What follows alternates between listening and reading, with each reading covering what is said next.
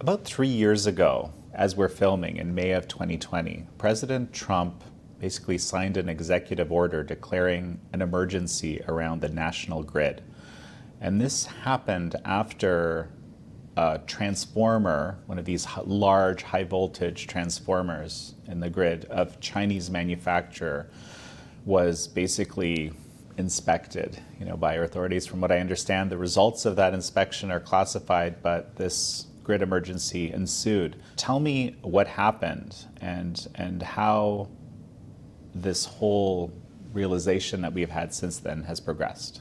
Sure, yeah, absolutely. So yeah, it was May 1st, 2020, an executive order that declared, as you said, a grid security emergency. And it was a recognition that our bulk power system has really now become dependent on certain countries that are adversaries, that really are hostile to the United States, including communist China. And so in this case, as you mentioned, there's this transformer was seized by the federal government the year before, 2019. You can read about it in the Wall Street Journal. And that transformer was brought to Sandia National Laboratory, where it was inspected. And so the result of it was that here's a recognition that this really critical part of our grid, extra high voltage transformers, many experts consider to be the backbone of our modern grid, and I can explain why.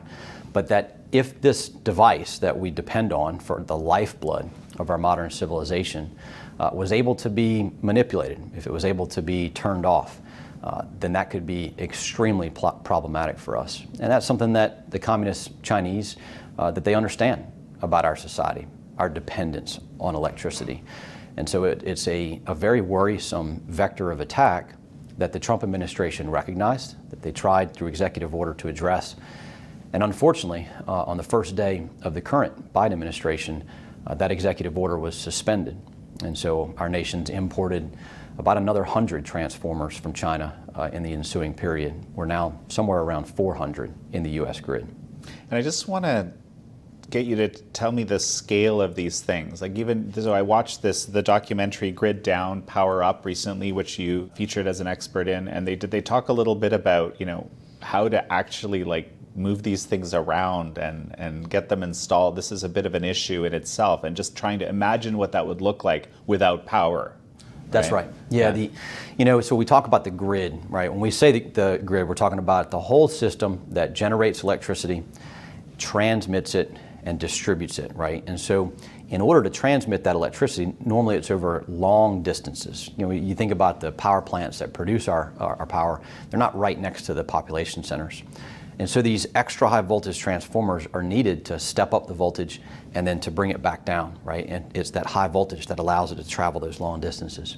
Well, these assets are absolutely critical. Think about if that transformer stopped working for any reason, then you're not moving that electricity from where it's produced to where it's needed, right? And so the assets themselves, the large ones, they take years. It used to be a lead time of about a year. Most of these are made overseas, unfortunately. And now, even the current Secretary of Energy, Jennifer Granholm, mentioned that with the war in Ukraine, with the electrification of so many things in the world and in our country, that the lead time for these assets has gone from about a year to more like 4 years, right? And so to your point, to build one, if you're going to commission it. To build and to import it. And there's only so many rail cars and so many trailers that can transport these things across the country. When you look at that Wall Street Journal article Rebecca Smith authored about this particular Chinese transformer, you just look at the cover picture in the article and you see the size of the trailer to transport this thing. There's only so many of those assets, right? So we can't afford to lose these for really any reason, whether it's because they were manufactured with malicious intent to manipulate them, or if they're attacked in different forms of attack, which we can talk about. We can't afford to lose them. Let's start here. What does a situation look like where power goes down in a significant portion of the country? Yeah, well, all we have to do is look at history, right? So let's take New York City, okay?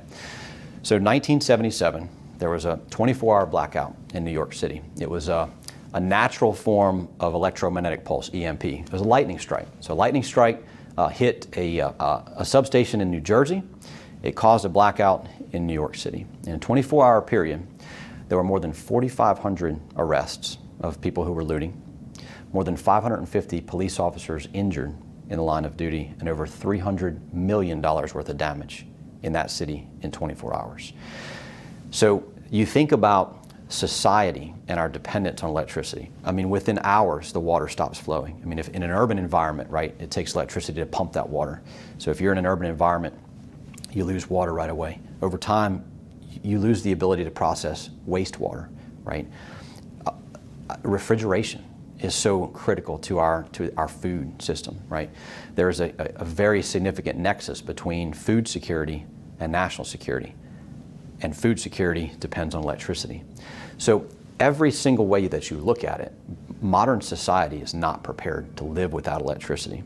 And so in short order, you have suffering, and you have chaos, and you have societal collapse when we lose portions of our grid. And our enemies know that. So Grid Down, Power Up asserts that as few as just 9 of these power stations or substations around the entire US, if 9 were taken down somehow, by whatever means, that could actually result in a complete systemic failure of the grid. That, when I heard that, I thought, that's how could that even be possible? Can you explain this? Sure. Yeah, well, the film, so Grid Down, Power Up, the documentary, does cover that, but it wasn't the documentary that discovered it. It was actually the federal government, right? The Federal Energy Regulatory Commission, or FERC, which oversees our bulk power system. And this came in the wake of a physical attack, physical sabotage. Your viewers may remember 2013, that a substation in April of that year, a substation right outside of San Jose was attacked by gunmen. It was a very highly professional attack, covered in the Wall Street Journal. Rebecca Smith, same reporter, that discussed this sophisticated attack on this substation. And so FERC did a study, a classified study, in the wake of that attack. And what they discovered was if an adversary knew which 9 substations to attack, that could cause cascading failures that could black out the whole country for an extended period of time. And it's that cascading failure that, I mean, we've experienced this before. August 14th, 2003. Some may remember the great Northeast blackout.